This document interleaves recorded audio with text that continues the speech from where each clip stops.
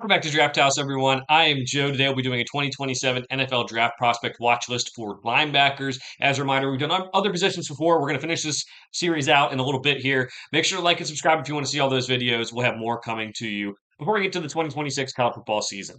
All right, so let's get started with this. The first one to watch, Rasheem Biles, Texas Longhorns.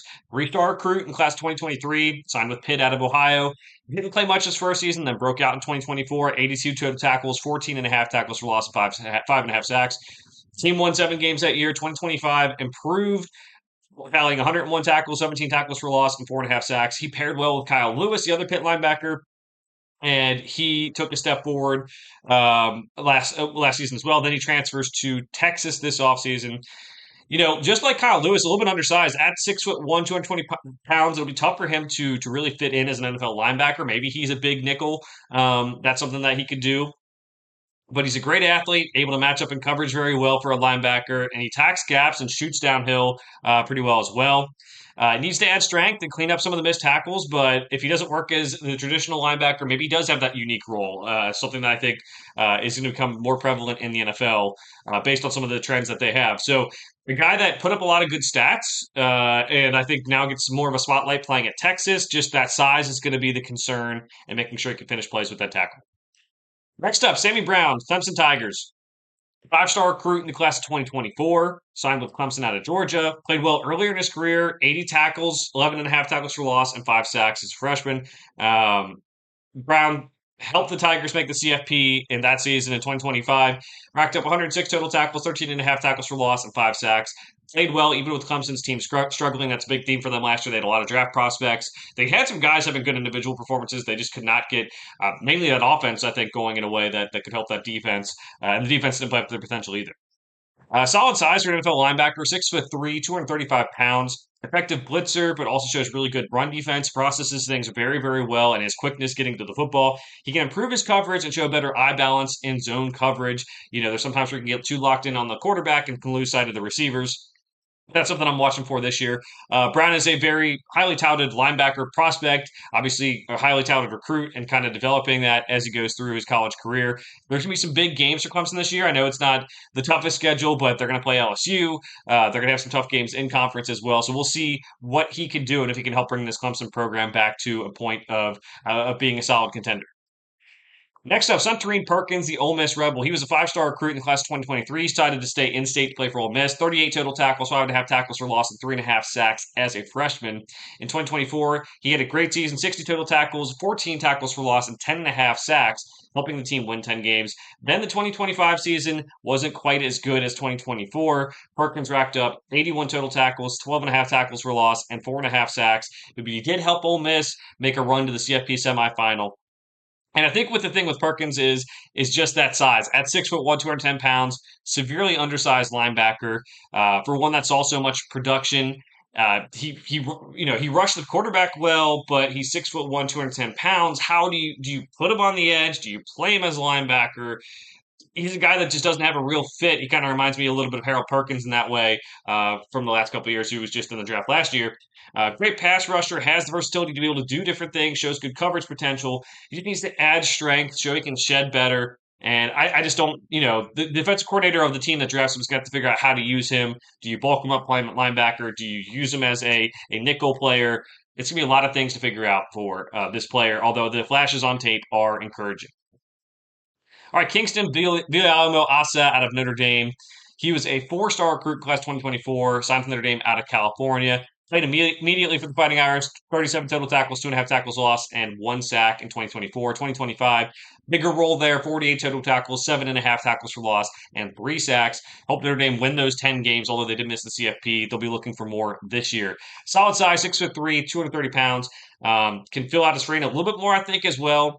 He's good near the line of scrimmage defending the run, and also as a quality quarterback spy. We saw that in a couple other games last year. That really can help their defense overall. Good range and can cover tight ends as well. He's had two ACL tears in his history, which could affect his draft stock. We'll see if he's able to stay healthy. And he can finish tackles better and may struggle with shiftier running backs and wide receivers in coverage. But that is something to watch out for in the future. I think he's a chance to be part of this really good Notre Dame defense. They're going to have a couple high-profile games. We know the schedule isn't like a gauntlet every week, but there's games against like BYU. There's games against Miami where you're going to get to see him, and then Notre Dame seems like a decent chance they're going to make the CFP this year, and we'll see what he can do in those games. But he's been very, very good on a part of a good defense and a good linebacking core. Whit Weeks, the LSU Tiger. Four-star recruit in class 2023, signed with LSU out of Georgia, played a bit as a freshman, 49 total tackles, 3.5 tackles for loss, bigger impact in 2024, 125 total tackles, 10 tackles for loss, 3.5 sacks, helped the team win 9 games 2024. Team regressed 2025, Weeks dealt with injury, finished the season with 31 total tackles, 3 tackles for loss, and 1 sack. Now he stays at LSU, could have gone in the draft, could have transferred. He's going to play for his girlfriend's dad, Lane Kiffin. That'll be interesting to see that, just with Lane Kiffin's personality and jokes that he makes. 6'3", 223 pounds. He has good frame. He could fill out that frame a little bit more. I think still 223 pounds is still a little bit light for a linebacker. Tackle machine really helps out against the run. Zone coverage is solid, and he uses his eyes very well. He'll need to work on his man coverage and make sure he doesn't over pursue and give up cutback lanes. I think that is something that he can be a little bit over aggressive in pursuing the football. But a good player, a guy that I think can help this LSU team turn things around quickly. Having a guy who's back from that defense, along with a lot of transfers coming in on both sides of the ball, I think having that familiarity with LSU and everything is going to be very, very big. Other draft prospects to watch: Drake Bowen, the Notre Dame Fighting Irish player, teaming up with Kingston Viliamu Asa out of Notre Dame. Bowen has plenty of experience over the last few seasons. I'm particularly impressed with his ability against the run. Good instincts there. The pass defense, the coverage is going to be something that I think he needs to work on.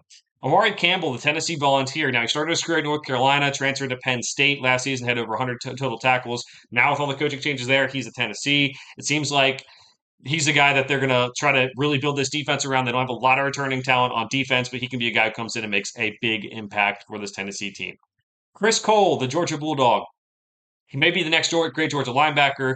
Not playing a ton in 2024. He had 59 tackles, 7 tackles for loss, and 4.5 sacks in 2025. Going to help sup into that, void in the Georgia linebackers. They've lost a couple over the years. C.J. Allen last year, so he could be a guy that could really lead this defense this year.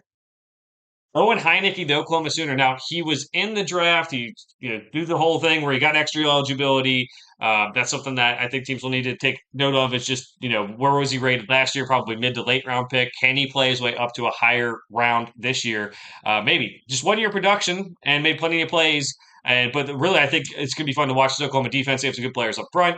That's going to keep guys like Owen Heineke clean.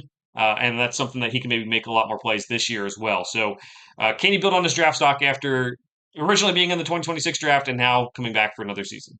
And lastly, we have Austin Romaine, the Texas Tech Red Raider. Started a career as Kansas State. He proved to be a good run defender, racking up a lot of tackles. Texas Tech, he'll line up in the defense that should be able to help them get back to the CFP.